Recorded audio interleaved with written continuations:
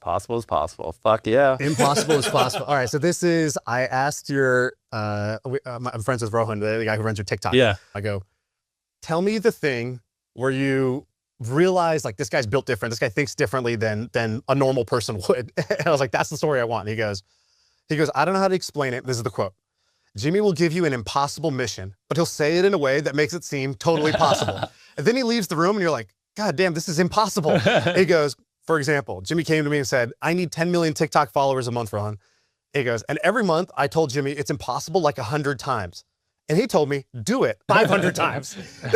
He told me to do it 500 times. I think we had 2 months where we gained 10 million. That's what he told me. He goes, I didn't do it most months, but I did do it like, 2 months, and we got way further than we ever would have got had he not laid down like kind of this impossible gauntlet. So yeah, that's one story. I'm sure there's like 1,000 of these, but like, do you live by this? I guess, how would you talk about that? Well, I don't try to just give people KPIs that I think aren't possible just to torture them. I think most people, when you ask them to do something like very incredibly difficult, like what I first did, I want to bury myself alive for a week, like people's first inclination is just, that's not possible. And like, technically almost anything is possible. It's just like, so my first thing is just like, why do you say that? Like, let's go through the gambit. And then they'll always be like, well, it's just not possible. And then you just have to be like, go do the fucking research. And then they'll come back and it's like, is it too expensive? Because we can figure out ways, is it too unsafe? Well, we can navigate safety or whatever it is. And so it's like, I hate when people tell me something can't be done. Just tell me the cost and like what the problems are. Where the bottleneck is. Yeah, and then then let's look at those. And objectively, if it's too expensive or something that's not worth investing the time into or what, then that's fine. And then I'll kill it. But just tell me something, because like half the stuff I did, if I just listened to people and they told me it wasn't possible, like I wanted the Eiffel Tower for a video. Not possible. Why is that not possible?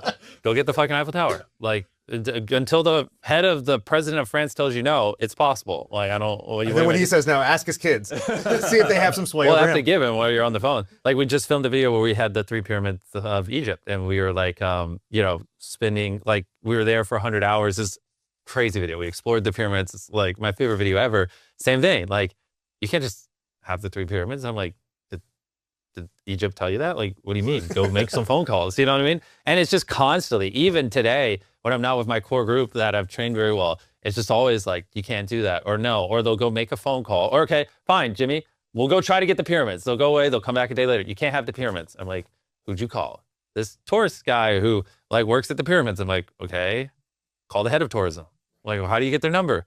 Okay, well, that's different. You didn't ask me how to get the head of tourism's number. You just told me it was not possible. Like, so now, like, please don't do that again. Like, we got to figure out what the problems are. Let's figure it out. And then we make calls and you figure it out. And next thing you know, and so it's just like, that's a big thing that you have to, like, if you really, in my opinion, want to innovate and do things that are, have never been done before and push boundaries, you have to like have a mindset amongst your people that nothing is impossible. It's just, how much does it cost? How do you do it? And then you just make an objective decision. It seems to me like when you solve these impossible problems, you have to think on like a lower level rather than a higher level. Have you heard the story of Elon getting his rockets from Texas to Florida where they launched them? No.